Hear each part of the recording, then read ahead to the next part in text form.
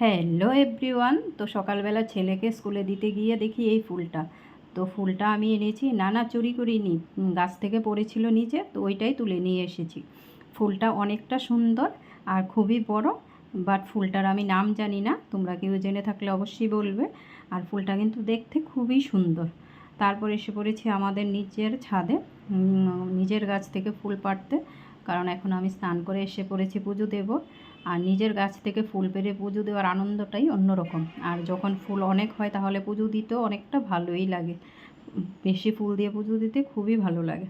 তো আমি এসে পড়েছি ঠাকুর ঘরে পুজো দিতে।